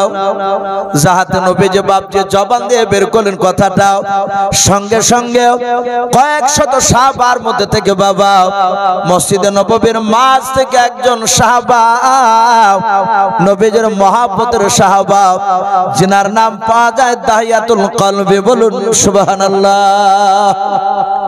দাহিয়াতুল কলবি, আবার কে বলেন দাহিয়াতুল কলবি, এ নবীর সাহাবা, খুব হাই র‍্যাঙ্কের সাহাবা ছিল। উনি দাঁড়িয়ে বলছেন ওগো রাসূল আপনার দ্বীনের দাওয়াত আমি দাহিয়াতুল কলবি একাই নিয়ে যাব। খুবই সুন্দর ছিলেন সাহাবাটা। হাদিসে পাওয়া যায় জিবরিল আলাইহিস সালাম মাঝে মাঝে দাহিয়াতুল কলবির রূপ ধরে সুরাত ধরে নবীর কাছে ওহী নিয়ে আসতেন, বলুন আলহামদুলিল্লাহ। সাহাবারা ভাবতেন দাহিয়াতুল কলবি, আদৌ দাহিয়াতুল কলবি নয়, ওই জিবরিল আলাইহিস সালাম মাঝে মাঝে রূপ ধরতেন ওনার। নবীজি বললেন তাহলে দাহিয়াতুল কলবি তুমি একাই যাও। বলে আমি যাওয়ার জন্য তৈরি, আপনি চিঠি লিখে দেন। আমরা সকলেই জানি বিশ্ব নবী চিঠি লিখতে পারতেন না। নবী লেখাপড়া পৃথিবীর কোন মানুষের কাছে করেন নাই, তাই বলে নবীজিকে বাপজি মূর্খ বলা হবে না। নবীর মতো জ্ঞানী গুণী মানুষ এ যাবত পর্যন্ত বাপজি জন্মালছে, বলো জন্মাইনি, আগামীতে কিয়ামত পর্যন্ত জন্মাবে না। এত দামি নবী, আমার বিশ্ব নবীর প্রতিটা কথা বিজ্ঞান সম্মত, বলুন আলহামদুলিল্লাহ। নবীর প্রতিটা কথা আমার বিশ্ব নবীজি চিঠি লিখলেন না, যেহেতু লেখা করেনি কারো কাছে, শিখেনি। নবী জবানি কথা বললেন। নবী দরবারে হযরত আব্দুল্লাহ বিন মাসউদ রাদিয়াল্লাহু তাআলা আনহু বলে নাও। নবীর একজন সাহাবা, উনি হাইটে খুব বড় ছিল না, ছোট ছিল সাহাবা আব্দুল্লাহ বিন মাসউদ। তার পা গুলো বাপজি ছোট ছোট। অনেক সাহাবারা অনেক সময় ইয়ারকি করত আব্দুল্লাহ বিন মাসউদের পা দুখানাকে লক্ষ্য করে, ছোট পা। নবী বলেছিলেন সাহাবারা আব্দুল্লাহ ইবনে মাসউদের পা দেখে তোমরা হিয়ানত করো না, ওকে টিটকারি মেরো না, ওকে দেখে হেসো না। আব্দুল্লাহ ইবনে মাসউদের ছোট ছোট পা হতে পারে, কিন্তু আব্দুল্লাহ ইবনে মাসউদের এক একটা পা উহুদ পাহাড়ের সমান ওজন হবে। বলুন সুবহানাল্লাহ। এত দাম নবীর সাহাবা। উনি রাইসুল মুফাসসিরিন, উনি ওহী লিখতেন নবী। আব্দুল্লাহ ইবনে মাসউদ নবীজি ডাকলেন, নবী দরবারে বসে বসে লিখতে লাগলেন। নবী যা যা বললেন লেখা হয়ে গেল। নবীজির হাতে বাবজি একটা আংটি থাকতো, চাঁদির আংটি, চাঁদির আংটি। ওই আংটিটাই স্ট্যাম্প মারতেন নবীজি কালিতে ডুবি দিয়ে, ওই যে সহি করতে পারতেন না, নবী আংটিটা কালিতে বাবজি ডুবি দিয়ে চিঠির নিচে স্ট্যাম্প মারতেন। ওটা মোহর হিসাবে কাজ হতো সে সময়। ওতে লেখা ছিল লা ইলাহা ইল্লাল্লাহু মুহাম্মাদুর রাসূলুল্লাহ সাল্লাল্লাহু আলাইহি ওয়াসাল্লাম। কোন কোন রাবী লিখেছেন ওই কলমার নিচে লেখা ছিল মুহাম্মদ বিন আব্দুল্লাহ, নবীর নাম, নবীর আব্বার নামও লেখা ছিল। দাহিয়াতুল কলবি বাবজি চিঠিখানাকে বাবজি নিলে, চিঠিতে দাহিয়াতুল কলবির নাম লেখা ছিল। দাহিয়াতুল কলবি চিঠিখানা হাতে করে নিয়ে বললেন, হুজুর আপনি দেশের তো নাম বললেন না, কোন দেশে যাব নামটা বলুন। নবী বললেন দেশটার নাম হচ্ছে রোম দেশ। কি নাম বললাম? রোম দেশ। আর ওই রোম দেশের সম্রাট বাদশাহ হিরাক্লিয়াস, সে অত্যন্ত বুদ্ধিজীবী চালাক বাদশাহ। এই দাহিয়াতুল কলবি রোম দেশের সম্রাটের কাছে সারা দিন 5000 তার প্রজা ওকে সব সময় নিয়ে গাইড করত। কোন কাজ করলে ওই রোম দেশের সম্রাট এত বুদ্ধিজীবী, ওর প্রতিটা 5000 প্রজা বসে থাকতো, তাদের সঙ্গে মাশওয়ারা করত, আলোচনা করত। কিন্তু শোনো, খুব জ্ঞানী বাদশাহ কিন্তু বেঈমান, আল্লাহ রাসূলকে চিনে না, তার প্রজারা কেউ চিনে না। তার কাছে গিয়ে হিকমতের সহিত কথা আলোচনা করবে। বলুন সুবহানাল্লাহ। কিভাবে কথা বলতে হবে নবী সব বলে দিলেন। দাহিয়াতুল কলবি ঘোড়া চেপে বাবা নবীজির চিঠিখানা হাতে করে নিয়ে রোম দেশের সম্রাট কাছে বাবজি চলে গেলেন। রোম দেশের সম্রাটের বাবা ডান দিকে বাম দিকে চারিদিকে এক নয় 5000 বাবজি তার প্রজারা বসাও। হেরাক্লিয়াসের কাছে দাহিয়াতুল কলবি গিয়ে বলেন, বাদশাহ মদিনা থেকে আল্লাহর নবী জনাবে মুহাম্মদ রাসূলুল্লাহ সাল্লাল্লাহু তাআলা আলাইহি ওয়াসাল্লাম আপনাকে চিঠি লিখে পাঠিয়েছে, আপনি চিঠিটা নিয়ে পড়ুন। দাহিয়াতুল কলবি চিঠি দিয়ে পাশে দাঁড়িয়ে 5000 প্রজা সবাই শুনছে। দাহিয়াতুল কলবি জোরে জোরে পড়লো, পড়ার পর বলল, এটা কলমার কথা বলেছে, কলমা কি জিনিস ওরা তো জানে না। দাহিয়াতুল কলবি বলেন, কলমা লা ইলাহা ইল্লাল্লাহু মুহাম্মাদুর রাসূলুল্লাহ সাল্লাল্লাহু আলাইহি ওয়াসাল্লাম। যাহাতে কলমা পড়েছে আর রোম দেশের সম্রাট তার প্রজারাও সবাই বলে বলে করছে, কি ব্যাপার, প্রসঙ্গগুলো খাড়া হয়ে যাচ্ছে কেন? দাহিয়াতুল কলবিকে ডাক দিয়ে বলে, বাদশাহ এটা কি হবে পড়ে? দাহিয়াতুল কলবি বলেন, আপনি যদি কলমা পড়ে না বিশ্ব নবী সুন্নাত অনুযায়ী যদি চলে, তাহলে আপনার পূর্বেকার জীবনের গুনাহ মাফ করে দিবেন আল্লাহ। বলে আমার বাপ দাদা ধর্ম কি করতে হবে? বলে আপনার বাপ দাদা ধর্মকে বাতিল করে দিতে হবে, আর করা লাগবে না, এটাই মানতে হবে। সঙ্গে সঙ্গে বাপজি রোম দেশের সম্রাটের চোখ দুটো কুখিয়ার মতো লাল হয়ে গেল। 5000 প্রজা চিৎকার করে বলল, ওগো বাদশা নামদার, একে জবাই করে দেন, দিন একে হত্যা করে দেন। এত বড় স্পর্ধা, এত বড় কলিজা যে মদিনা থেকে এসে আমাদের বাপ দাদার বিরুদ্ধে কথা বলে। বাপজি আমার সোনা লালেরাও, যাহাতে বাপজি এই কথা বাপজি বলা হলো, রমদেশের সম্রাট, আমি প্রথমে বলেছিলাম নবী তার বুদ্ধির প্রশংসা করেছিলেন। রমদেশের সম্রাট সঙ্গে সঙ্গে বাপজি চিৎকার করে তার প্রজাদেরকে বলে, উত্তেজিত হবে না, বসে যাও, আমি বাদশাহ, আমি এর সাথে কিছু কথাবার্তা জিজ্ঞাসাবাদ আছে, আমি কথা জিজ্ঞাসা করব, কেউ যেন আওয়াজ করবে না, আমি বাদশাহ, এর কি করা হবে সে ফয়সালা আমি দেব। আল্লাহর নবী জনাবে মুহাম্মদ রাসূলুল্লাহ সাল্লাল্লাহু তাআলা আলাইহি ওয়াসাল্লামের সাহাবা দাহিয়াতুল কলবি, তিনি মনে মনে চিন্তা করেছেন, আল্লাহ আমি মনে হয় আর জিন্দা নবীজিকে আর ফিরে গিয়ে দেখতে পাবো না। 5000 প্রজারা সবাই আমাকে মারার জন্য, সবাই হুকুম করেছে কি জবাই করে দাও। রমদেশের সম্রাট বারণ করলো না, আমি সময় হলে জবাই করে দেব, হত্যা করব। রমদেশের বাদশা ডাক দিয়ে বলল, ভাই তুমি দাহিয়াতুল কলবি? বলে হ্যাঁ। বলে তুমি নবী মুহাম্মদ সাল্লাল্লাহু আলাইহি ওয়াসাল্লামকে চিনো? বলে চিনি। তার আমি সাহাবা। বলে ভাই নবী দাহিয়াতুল কলবিকে নাই, দাহিয়াতুল কলবিকে নবীর ব্যাপারে জিজ্ঞাসা করলো ওই রমদেশের সম্রাট। বলে ভাই তোমাদের যে নবী সে এখন কোথায় বাস করে? বলে মদিনায়। বলে ভাই মদিনায় বাস করে? বলে হ্যাঁ। বলে মদিনার কোন গ্রামে কোন পাড়ায় জন্ম নিয়েছে একটু বলো।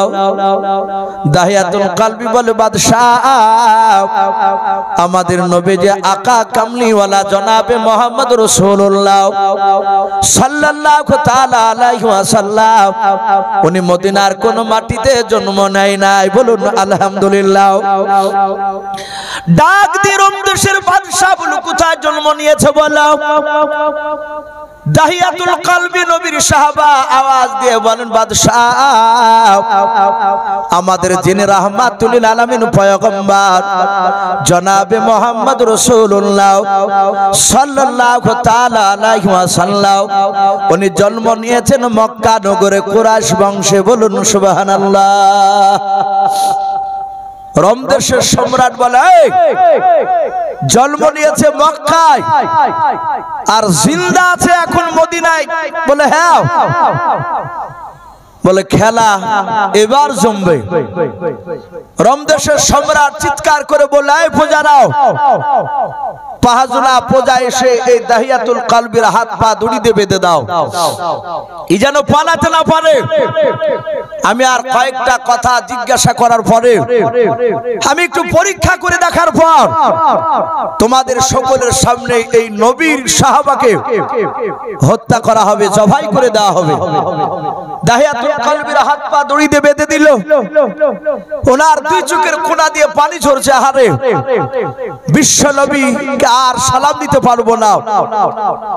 রমদেশের সম্রাট বলল তোমার নবীর চরিত্র কেমন একটু বলো তো। কাকে জিজ্ঞাসা করে? ওই দাহিয়াতুল কলবিকে। বলে তোমার নবীর চরিত্র কেমন একটু বলো। দাহিয়াতুল কলবি কাঁদেন আর বলে নবীর চরিত্র সবই ভালো। বলুন আলহামদুলিল্লাহ। তে একটা শোনাও। দাহিয়াতুল কলবি তিনটা ঘটনা শোনাচ্ছিলেন, তার মধ্যে একটা ঘটনা বলি। দাহিয়াতুল কলবি ডাক দিয়ে বলল ওগো বাদশাহ সম্রাট আমার বিশ্ব নবীর সাহাবার সামনে মসজিদে নববীর ভিতরে ওগো শুধু তাই নয় ওই একজন ইহুদির সন্তান সোজা দৌড়ে গিয়ে মসজিদে মেহরাবে পেশাব করে দিয়েছিল। সাহাবা ওমর তাকে জবাই করার জন্য রেডি। নবী বলেন এই সাহাবা উত্তেজিত হও না, বসে যাও। ইহুদি বাবা পেশাব করেছে, তার এখন বাধা দিলে ওর পেশাবের গন্ডগোল হবে, শরীরে অসুখ জন্মাবে। ওর পেশাবের গতি আটকায়ও না, ওকে পেশাব ক্লিয়ার করতে দাও। রমদেশের লোক সবাই তাকে থেকে শুনছে, পেশাব করে চলে যাচ্ছে। সাহাবারা সাহাবা কাছে নবী বারণ করেছে আর কিছু বলা যাবে না। নবী সাহাবাদের দিকে তাকালেন, সাহাবারা কিছু যেন বলতে চাইছে যে এত বড় অন্যায় করে চলে যাচ্ছে, কিছু বললো না। আল্লাহ রাসূল বলেন, এই যুবক ইহুদি শোনো। বাবা কাছে আসলো, বলে বাবা তুমি জানো না এটা ধর্মস্থান, এটা পবিত্র জায়গা? বলে অবশ্যই জানো, আমি খুব ভালো করে জানি। তাহলে পবিত্র স্থানে তুমি কেন পেশাব করলে? বলে এটা আমার মনের ইচ্ছা ছিল, এটা আশা ছিল, তা আমি পেশাব করে দিয়েছি। আল্লাহর নবীজি বাচ্চা ছেলেটা নাই, ওই যুবক ছেলেটার হাত ওখানে ধরে ডাক দিয়ে বলে, ওরে বাবা তোমরা গির্জায় নামাজ ইবাদত করো? বলে হ্যাঁ। বাবা শুনে নাও, গির্জাতে যদি তোমাদের কোনো মানুষ এসে যদি পেছাম করে দেয় তাহলে তোমরা কি আনন্দ পাবে? বলে নাও, আমি তাকে মেরে দিব, আমার রাগ হয়ে যাবে। আল্লাহ রাসূল হাত ওখানে জোরে জোরে বলেন, বাবা তোমাদের যেমন গির্জা পবিত্র স্থান, এই মসজিদটা আমাদের পবিত্র স্থান বাবা। এরকম ধর্মীয় কোন জায়গায় গির্জা মন্দির মসজিদ যেখানেই হোক না কেন, মানুষ যে কোনো ধর্মের মানুষেরাও যেই জায়গাটাকে আপনার ধর্মীয় স্থান বলে মানে ওই জায়গায় পেছাম পায়খানা করতে নাই রে বাবা। যাও আগামী তার এরকম যেন ধরনের যেন কাজ করবা নাও। ইহুদির সন্তান মসজিদ থেকে বেড়ে চলে গেল, মনে মনে চিন্তা করেছে বেটা মুহাম্মদ সাল্লাল্লাহু আলাইহি ওয়াসাল্লাম মনে হয় আমার সামনে মিষ্টি কথা বললো, আমি বাড়ি চলে গেলে হয়তো তার সাহাবাদেরকে নিয়ে হয়তো আমাকে গালিগালাজ করবে। ইহুদি লোকটা আল্লাহ রাসূলের কাছ থেকে বাপজি বাড়ি যারো ভান করে বাপজি বাড়ি গেল না, পেছন দিয়ে ঘুরে গিয়া ওই মসজিদে বাপজি নববীর বাবা ওই খাজুর গাছের বেড়ার বাপজি কোলে কান লাগিয়ে কথাগুলো শুনতে লাগলো। কি বলে দেখে আমার নবী? আল্লাহ রাসূল উমরকে ডেকে বলে, উমর রে তুমি এক্ষুনি বড় ধরনের অন্যায় কাজ করে ফেলেছিলা। বলে হুজুর কি অন্যায় করেছিলাম? বলে ইহুদি বাবা পেশাব করেছিল আর তুমি তলোয়ার নিয়ে তাকে মারতে যাচ্ছিলে। ওরে উমর শুনে নাও, ওই ইহুদির সন্তানকে তুমি আঘাত করে দিলে সে কান্না করতে করতে দৌড়ে যেত, ওর বংশের লোকের কাছে গিয়ে বলতো, ওর ক্ষত বিক্ষত দেখে বংশের লোকেরা তারা হাতিয়ার নিয়ে তারা দৌড়ে চলে আসতো যুদ্ধ করার জন্য। আমাদের সঙ্গে ওদের সঙ্গে মারামারি শুরু হয়ে যেত, উভয় পক্ষে দুজনের ক্ষতি হয়ে যেত। উমর এরকম আর কাজ কোনোদিন করবা না। ওরে উমর এই মসজিদে কি এখন নামাজ হবে? বলে হুজুর নামাজ হবে না, নাপাক হয়ে আছে, পেশাব করে নিয়েছে। আল্লাহর নবী বলেন, উমর এক বালতি পানি নিয়ে এসো। বালতি পানি নিয়ে আসলেন নবী আমার, পবিত্র হাত দিয়া ওই মসজিদের বাপটির ভিতরে ইহুদির সন্তান যে পেশাব করে চলে গিয়েছিল ওই পেশাবখানা নবী যে হাত দিয়ে সাহাবাদেরকে নিয়ে বাবা মসজিদটা বাপজি ধত করে দিলেন।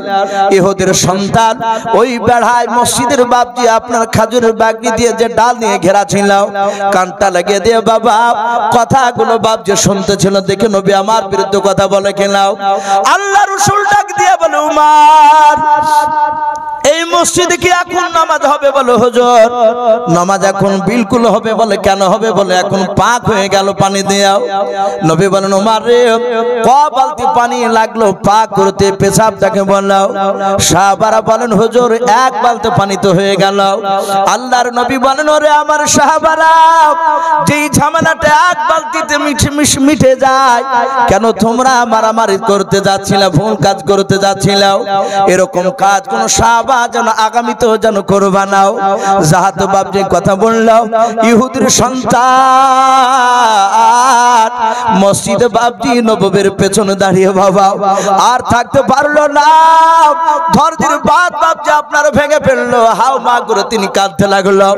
নবী বলেন, সাহাবারা মসজিদের বাইরে কে কাঁদে একটু বলাও। সাহাবারা থেকে দেখেন ইহুদির সন্তান কান্না করতে করতে দৌড়ে এসে আল্লাহর নবীর পা দুখানা জুড়ে ধরে কাঁদেন আর বলেন, হুজুর আমি ইচ্ছাকৃত বেয়াদবি করে ফেলেছি নবী গো, আমি আপনাকে পরীক্ষা করে দেখলাম সত্যি আপনি আখিরি জামানার পয়গম্বর। বলুন সুবহানাল্লাহ। বাপজি আমার বিশ্ব নবী রহমতের নবী এই চরিত্রের ব্যাপারে দাহিয়াতুল কালবি তিনটা ঘটনা শোনালো। রমদেশের সম্রাট বলে এই দাহিয়াতুল কালবি আর ঘটনা বলা লাগবে না, ডাক দিয়ে বলল এই আমার প্রজারা সবাই না মাত্র 10 জন প্রজা তোমরা দৌড়ে যাও। বলে কোথায়? বলে রমদেশের সম্রাট আমি হুকুম দিয়েছি যাও। রমদেশের বাজারে গিয়ে শহরে গিয়ে দেখো গা মক্কা থেকে কোনো মানুষ এই রমদেশে ব্যবসা করতে এসেছে কিনা। বলে হুজুর কেন? বলে ওদের নবীর জন্মস্থান বলেছে মক্কা নগরে, আর আছে এখন মদিনায়।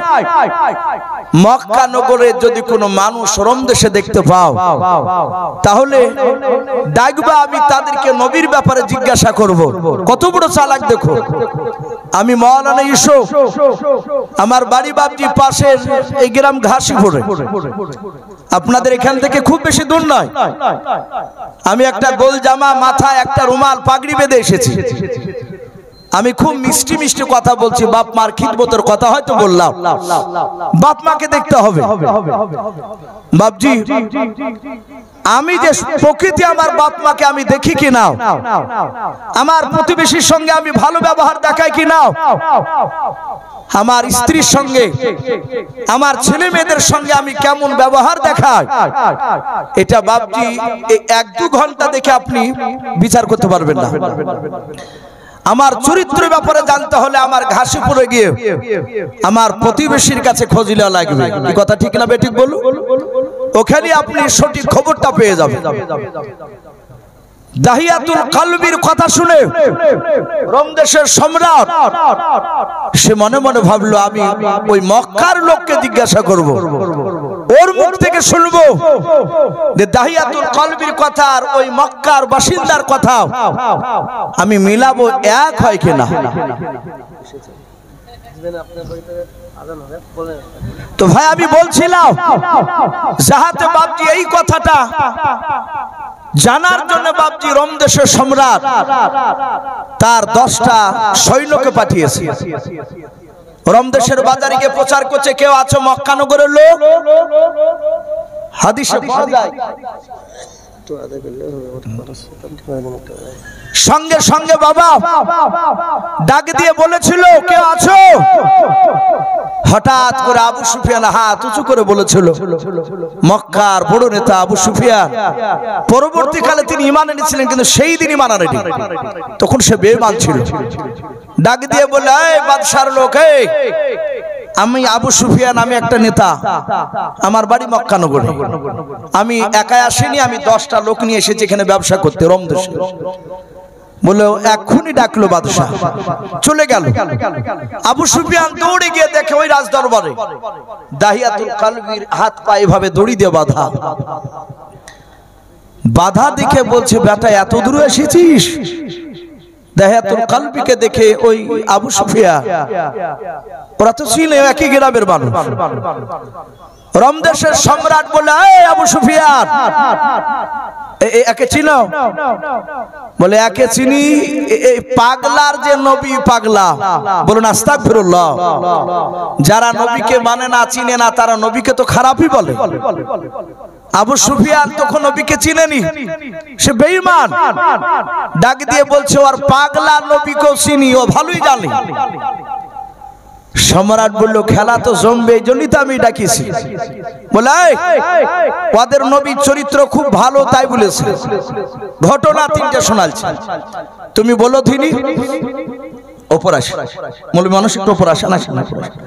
ডাক দিয়ে বলল যাই তুমি বলো এর চরিত্রের ব্যাপারে কিছু তোমার জানা আছে, এ নবীর ব্যাপারে? আবু সুফিয়ান দেখলো বেটা এত দূরে কলমার দাওয়াত নিয়ে এসেছে, আমি এমন একটা কথা বলবো যে কথাটা সত্য বলবো কিন্তু মিথ্যা নয়, কিন্তু কথাটা শুনে মনে হবে মিথ্যা। রোমদেশের সম্রাট মিথ্যা মেনে নিলি আমার জীবন ধন্য, এই দাহিয়াতুল কলবিকে জিন্দা ফিরে যেতে দেব না। কিন্তু আবু সুফিয়ান জানে এই বাদশা চরম চালাক, এর কাছে মিথ্যা কথা বললে ধরা পড়ে যায়, আর ধরা পড়লি ওর শাস্তি হচ্ছে মৃত্যুদণ্ড। রোমদেশের সম্রাট তাকে মৃত্যু দিয়ে দিবে। তা আবু সুফিয়ানের ভিতরে ভয় আছে যে মিথ্যা বলা যাবে না, যা বলেছি বলেছি মক্কাতে কেন বলা যাবে না।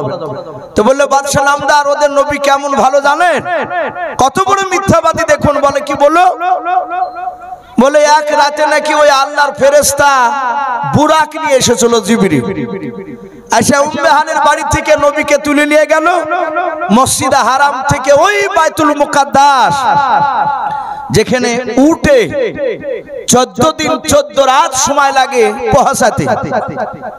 ওই বাইতুল মুকাদ্দাসে গিয়ে নাকি একটা দরজার গুড়িতে ওই বুরাকটা বেঁধে রাখলো। শতপাক আসমান পাড়ি দিয়ে আল্লাহর সাথে দিদার করে তারপরে 5 ওয়াক্ত নামাজ নিয়ে এসেছে। ওই রাতে আবার মসজিদে বাইতুল মুকাদ্দাস থেকে আবার হারামে চলে আসলেন, ওখান থেকে আবার উম্মে হানির বাড়িতে জিবরিল লিখে আসলেন। এতটা রাস্তা অতিক্রম করে গেল, শতপাক আসমান পাড়ি দিয়ে গেল, একটা মানুষকেও জানতে পারেনি। হে বাদশা, এটা কি বিশ্বাস করেন আপনি যে মসজিদে হারাম থেকে বাইতুল মুকাদ্দাস অনেকটা দূরত্ব, এক রাতে ঘোড়ায় চেপে যাওয়া সম্ভব নয়, আর সে বুরাকে চেপে গিয়েছে। বুরাক টুরাক সব চিনি না, আমরা মানি না, আল্লাহর ফেরেশতাকে আমরা মানি না, আমরা যারা বুদ্ধিজীবী মক্কার নেতা তারা কেউ মানিনি। আর ওই দাহিয়াতুল মতন পাগলা ওর নবীর পাগলার কথা শুনে বিশ্বাস করে নিয়েছে। আবু সুফিয়ান বলল, আপনি জিজ্ঞাসা করুন আমি মিথ্যা বলেছি কি? বাদশাহ রোম দেশের সম্রাট বলে মিথ্যা বলেনি তো? বলে না, চুল পরিমাণ মিথ্যা বলে নাই। বলুন আলহামদুলিল্লাহ। নবী যা বলেছেন তাই আবু সুফিয়ান এসে বলেছে। আবু সুফিয়ান হাত তালি মেরে হাসছে, বলছে বাদশাহ আমিও মক্কার একটা গোত্রের বড় নেতা, আমাকে সম্মান দেয়, দেখেন তো হযরত আমার লোক, আমি মিথ্যা কথা বলিনি।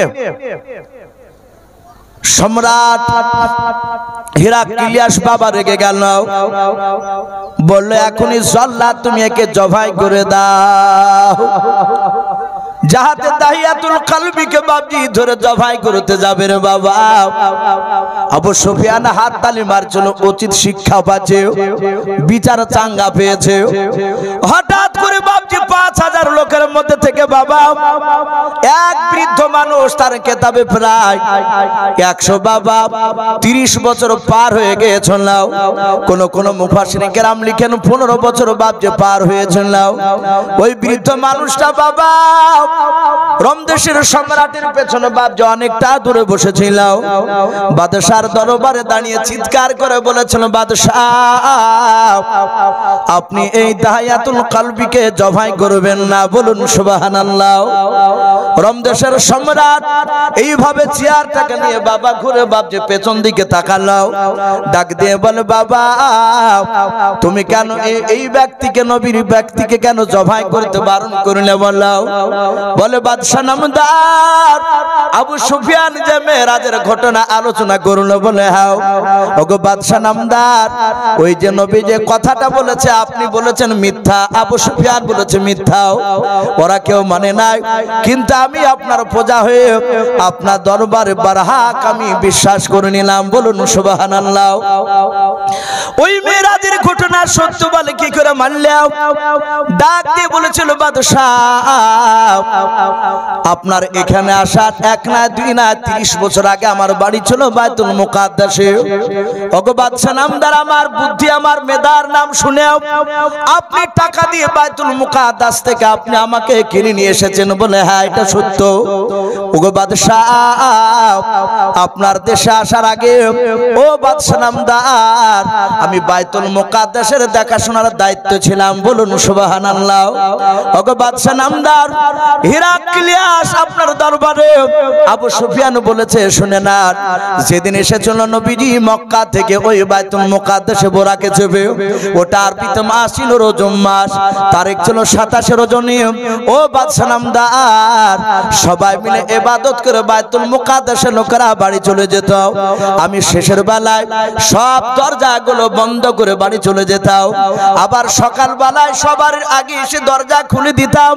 ও বাদশা নামদার, ওই রজব মাসের 27 তারিখে সবাই মিলে চলে গেল। আমি শেষের বেলা দরজা বন্ধ করতে লাগলাম।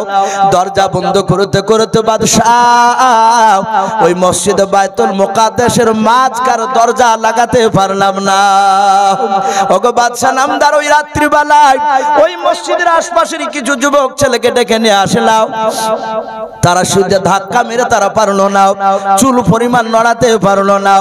10-12টা যুবক ছেলে তারা আমি সঙ্গে নিয়ে এমন জোরে ধাক্কা দিয়েছিলাম। ওগো বাদশা নামদার, ওই দরজা না হয়ে যদি একটা পৃথিবীর কোনো ছোট পাহাড় হতো, আমার মনে হয় পাহাড়টা হিলে যেত, কিন্তু দরজা হিলল না।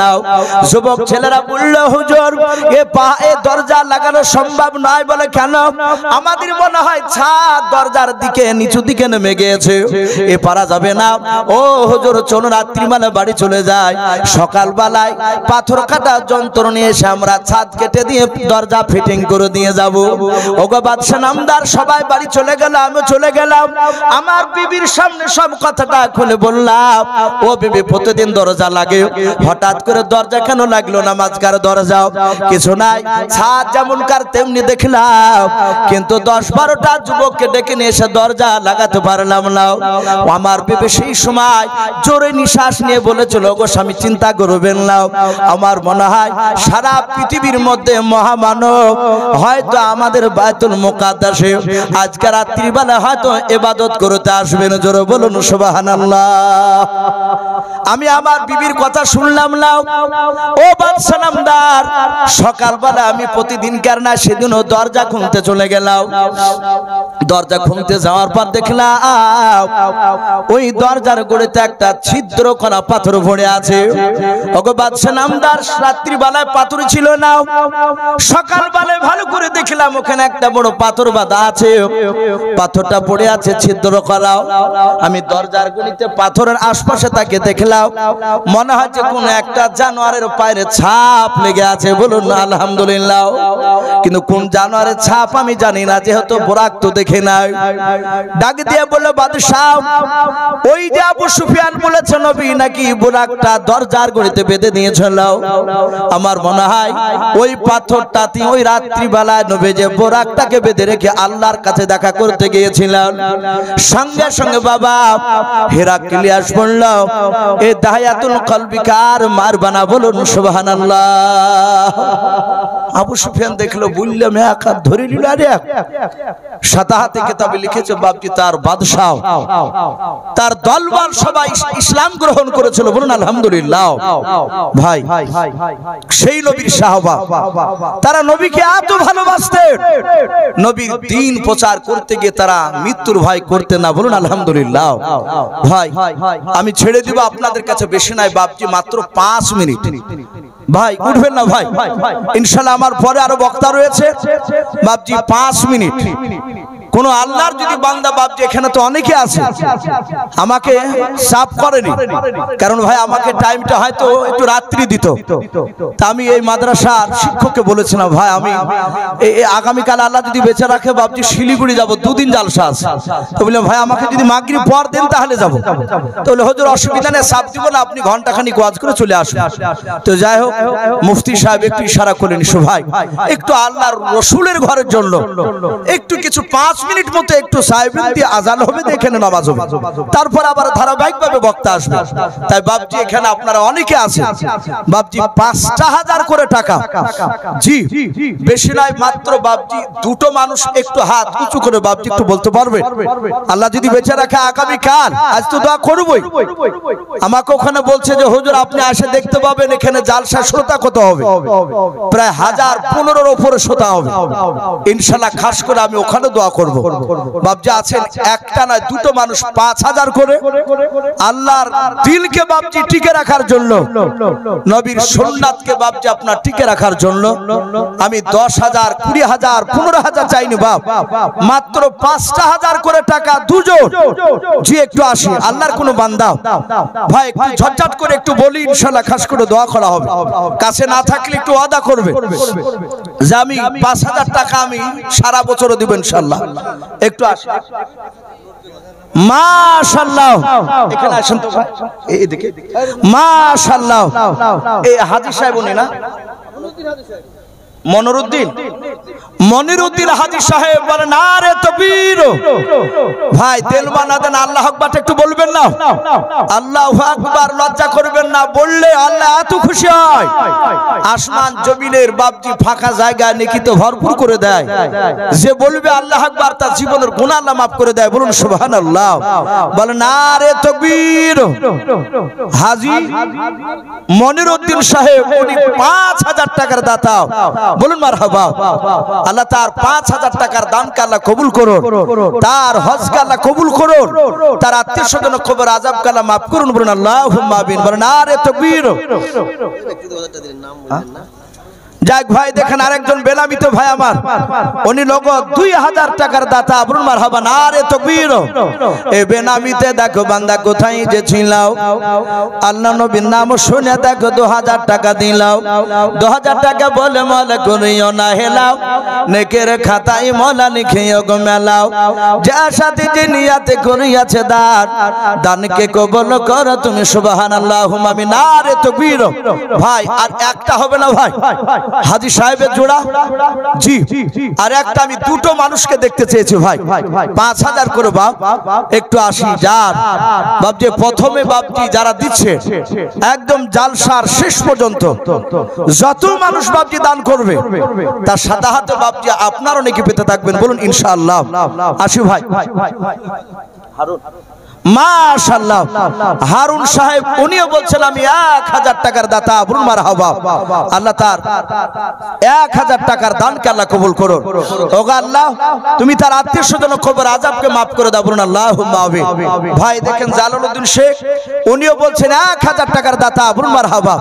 আল্লাহ তার 1,000 টাকা দানকে কবুল করুন, বলুন আল্লাহুম্মা আমিন। ওগো মাওলা যারা দান করছে যারা করতে পারে নাই, তুমি আমাদের সকলকে বাপজি ভাই মা বোনেদেরকে সকলকে মৃত্যুর আগের অসুরের চেহারা না দেখে আমাদের মত দিও না, বলুন আল্লাহুম্মা আমিন। ভাই একটু আসি হাজির প্রায় বাড়ি 500 টাকা, মনিরুল ইসলাম হাজিরপাড়া বাড়ি নগর 500 টাকার দাতা, বলুন মারহাবা। আল্লাহ তার 500 টাকা দানকে আল্লাহ কবুল করুন, বলুন আল্লাহুম্মা আমিন। ভাই আমি আপনাদের কাছে 5 মিনিট মতো একটু দেখতে চেয়েছিলাম ভাই, আর একটা কেউ জোড়া হবে না ভাই, 5,000 টাকা। এখানে কোনো কমিটির লোক, এখানে অনেকে আছে বাপজি বাহির থেকে অনেক বাপজি ভাই এসেছে জি, একটু আসে। আর একটা মানুষ 5,000 টাকা জি আসো, একটু খাস করে বাপজি দোয়া করে দিয়ে চলে যাব, তারপরে বাপজি ইনশাআল্লাহ আমার পরে বক্তা আসবে। হাসানপুরে হারুন রশিদ 500 টাকার দাতা, বলুন মারহাবা। আল্লাহ তার 500 টাকা দানকে আল্লাহ কবুল করুন জি। আর একটা হবে না বাপ, 5,000 টাকার দাতা কোন আল্লাহর বান্দা, ওগো মা বোন আপনারা যদি দিব মনে করেন যে আমি 5,000 দেব ইনশাআল্লাহ, নাম লেখাতে পারেন জি। মা বোন 500 1000 2000